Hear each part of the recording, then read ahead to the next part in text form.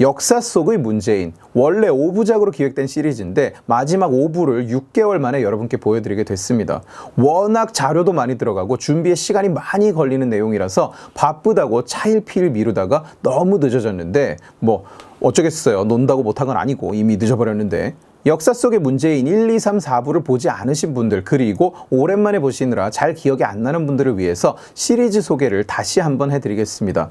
역사 속의 문재인 시리즈는 인류 역사 속에서 문재인과 같은 생각을 하고 문재인과 같은 짓을 했던 인간들을 추적하고 그들의 행동으로 인해서 얼마나 끔찍하고 비참한 결과가 초래되는지를 이야기하는 시리즈예요.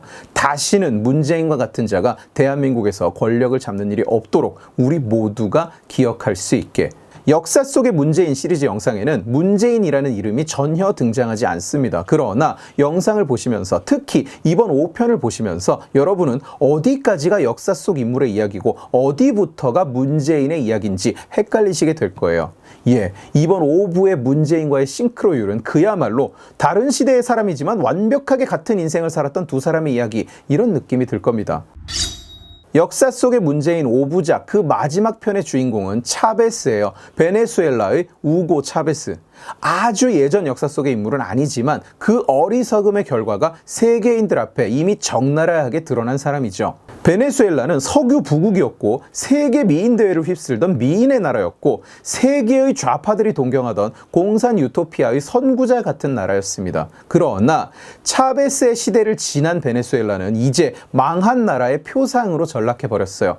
전국 각지 미인 학교에서 세계의 미인대회를 정복하는 법을 훈련받던 그 많은 미인들 중 상당수는 이제 유튜브에서는 차마 말로 설명할 수 없는 일을 당해야 하는 그런 신세가 되고 말았습니다. 차베스가 추구했던 길, 차베스가 베네수엘라를 망쳐버린 그 길은 경악스러울 정도로 문재인과 닮아 있어요. 기존 역사 속의 문재인 1, 2, 3, 4부에서는 이야기에 문재인이 등장하지 않았어도 누구나 문재인을 떠올릴 수 있을 정도였다면 오늘 차베스의 이야기는 미리 말씀드렸던 것처럼 아예 이게 지금 차베스 이야기인지 문재인 이야기로 넘어온 건지 헷갈릴 정도입니다.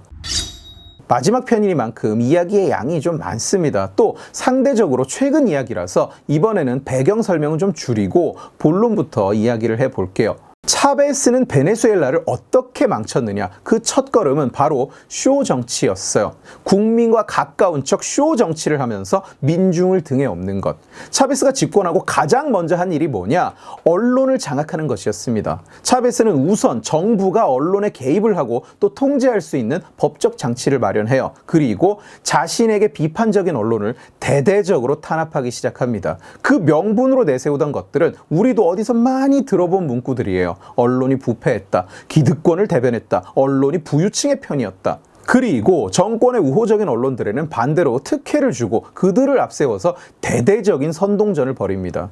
이렇게 미디어와 언론의 전폭적인 지원을 바탕으로 차베스는 국민에게 친근하고 국민과 함께하는, 국민과 소통하는 이미지를 구축해요. 얼마나 심했냐면 매주 일요일 아침마다 자기가 직접 방송에 출연해서 마이크를 잡고 생방송을 진행할 정도였어요. 마치 쇼 진행자처럼 언제까지? 자기가 끄고 싶어질 때까지 무한정. 방송 도중에 문득 떠오른 정책을 갑자기 막 공약해버리거나 그 자리에서 국민과 전화 연결을 해서 전화를 받은 국민의 소원을 들어주는 등 그야말로 국정 운영을 쇼처럼 했습니다. 마치 로마 황제 코모두스처럼 이런 짓들을 베네수엘라의 정계와 지식인 계층은 극도로 경멸했어요. 그러나 민중은 그런 모습에 열광했습니다. 차베스는 집권 기간 내내 직접 민주주의를 강조하고 민중에 의한 국가 통치를 주장했어요. 정부가 직접 나서서 대중동원 집회를 조작하고 선동에 앞장서기도 했습니다. 차베스의 극렬 지지자들은 스스로를 차비스타, 차베스의 극렬 공산주의 이념인 차비스모를 추종하는 사람들이라고 칭했는데 이들은 때로 몰려다니면서 군중 집회를 주도하고 차베스의 행태를 맹목적으로 지지했어요. 차베스가 죽자 차비스타들은 차베스의 후계자로 불리는 어찌 보면 차베스의 업그레이드 버전일지도 모를 마두로를 지지하기 시작합니다. 추산되기로 600에서 650만 명에 이르는 차비스타들이 베네수엘라에 있고 현재도 마두로의 가장 강한 지지 기반이에요. 나라가 그 꼴이 났는데도 불구하고. 그러나 괴상하게도 아이러니하게도 그리도 민중의 친구, 민중의 수호자를 자처했던 차베스는 실질적인 국민 복지, 국민에게 정말 필요한 복지는 별로 늘리지 않았습니다. 돈도 생각보다 안 썼고 임기 중반에 오일머니가 막 쏟아져 들어올 때를 제외하면 오히려 복지에는 상당히 소극적이었어요. 결국 국민을 위하는 척만 했고 자기 때문에 힘들어진 국민들에게 현찰을 뿌리고 그걸 자기가 건설한 선동 채널을 통해서 떠들어대기만 했지 국민들은 정작 받은 게 별로 없었습니다. 완전히 쇼에 속았다는 거예요. 국민과 소통을 한 게 아니라 국민을 대상으로 선동 사기극을 벌였던 거죠. 이렇게 언론을 장악한 차베스는 이제 국가 시스템을 집어삼키려고 들었습니다. 가장 먼저 한 일이 뭐냐? 바로 사법 시스템을 장악하는 거예요. 차베스는 기존의 베네수엘라의 법 질서 체계를 무너뜨려 버렸습니다. 정치력 중립이 필요한 자리에 자기 측근들, 자기와 같은 이념에 경도된 자들을 줄줄이 임명했어요. 법무장관, 검찰총장, 선관위, 감사와 감찰 권한을 가진 자리를 전부 이런 자들이 차지했습니다. 차베스는 구시대의 부패한 자들을 벌한다는 슬로건을 내세웠어요. 네 글자로 하면 뭡니까? 적폐청산이죠. 차베스는 사법개혁위원회라는 것을 구성해서 최고사법재판소, 우리 대법원 같은 기능을 하는 곳의 판사를 전부 자기 사람으로 채워 넣었습니다.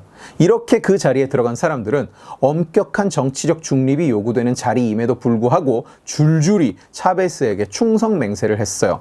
언론을 통제하려는 시도 역시 법적으로 근거를 세웠습니다. 언론은 사실만 보도해야 한다는 원칙을 발표했는데 이건 당연히 맞는 얘기고 허울은 좋은데 가짜뉴스를 없애자는 이 구호는 이후 자신에게 반대하는 언론을 통제하고 억압하는 법적 수단이 됐어요. 결국 친정부, 어용 언론만 활개를 치고 차베스를 비판하는 언론은 온갖 시비를 걸어서 박살을 내버렸습니다. 사법, 행정, 언론을 권력의 개로 만들어버린 거예요.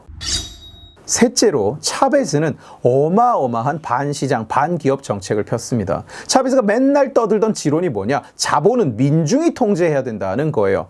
경제의 민주화를 주장하던 사람들이 떠오르죠. 그래서 그걸 위해서 무슨 짓을 했느냐? 일종의 노조 지도부 같은 존재였던 노동자위원회가 기업의 경영에 참여하고 기업을 통제하도록 합니다. 이런 식의 말도 안 되는 규제는 민간 투자를 큰 폭으로 위축시켰어요. 기업은 주주의 것이고 기업에 대한 통제력을 갖기 위해서 돈을 내서 주주가 되는 것인데 주주가 아닌 노동자위원회가 기업을 통제하고 의결권을 행사한다. 그 누구도 이런 기업에, 이런 시장에 투자하고 싶지 않을 것은 당연하죠. 민간 투자가 바닥을 치자 산업 기반이 무너져 내리기 시작합니다. 그리고 이는 곧 베네수엘라 경제 전체를 그저 석유에만 의존하는 경제, 오일머니 외에는 아무것도 생산하지 못하는 석유 기반 경제로 바꿔놨어요. 공기업, 국영기업에는 능력도 전문성도 경력도 없는 낙하산들이 전방위적으로 투하됐습니다. 당연히 경영 효율성이 떨어지고 경영 성과가 추락하고 공기업 적자폭은 큰 폭으로 확대됐죠. 국가의 공기업 시스템 전체가 단기간에 총체적으로 부실해지고 만 거예요. 이런 상황이 벌어지자 해외 투자 자본은 물론 베네수엘라 내부의 자본들마저 해외로 빠져나가기 시작합니다. 그와 함께 인력도 사라졌죠. 적게는 100만 명, 많게는 200만 명에 이르는 고급 인력, 전문 인력들이 베네수엘라를 탈출해서 해외로 자리를 옮겼습니다. 이렇게 경제가 눈 깜짝할 사이에 고꾸라지고 산업 기반이 무너져 버리자 물자가 부족해졌어요. 물자가 부족해졌으니까 가격이 오르겠죠. 그러자 차베스가 선택한 솔루션은 뭐냐? 생필품 가격을 통제하기 시작합니다. 가난한 자들을 보호하기 위해서는 생필품의 가격을 정부가 통제해야 된다는 게 차베스의 주장이었어요. 여기까지만 들어도 솔직히 어지럽죠. 이제 시작일 뿐입니다. 물건 가격을 통제하기 시작하자 원래 해외로 빠져나가던 중이었던 외국 자본은 그야말로 대탈출을 하기 시작해요. 자본이 빠지니까 어떻게 됩니까? 산업체들이 줄도산을 해요.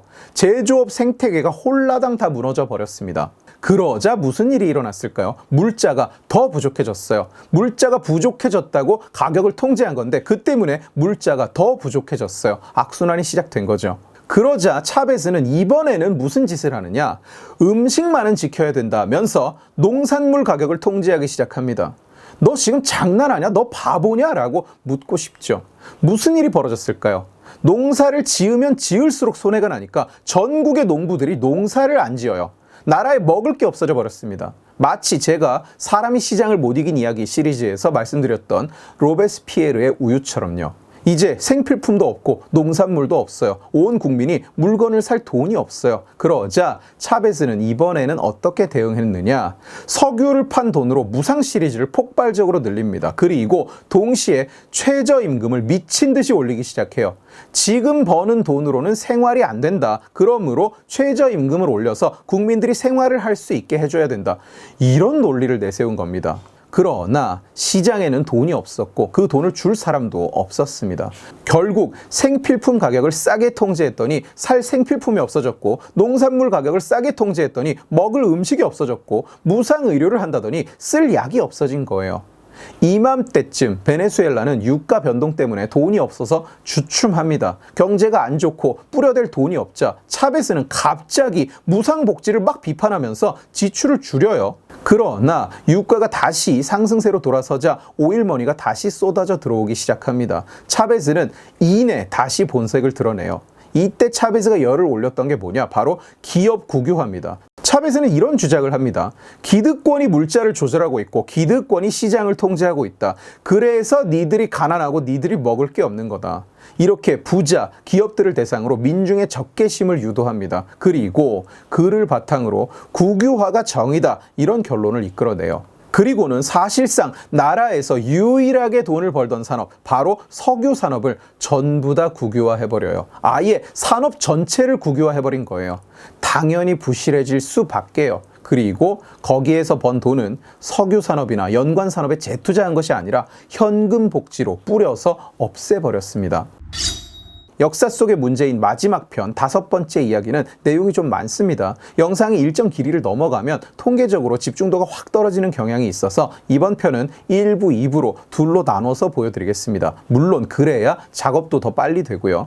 역사 속의 문제인 5번째 이야기 차베스 편을 재미있게 보고 계신다면 이어서 업로드될 2부도 놓치지 마세요. 그리고 이 영상을 주변에 공유해 주세요. 여러분들이 공유해 주시면 설득은 제가 하겠습니다. 고맙습니다.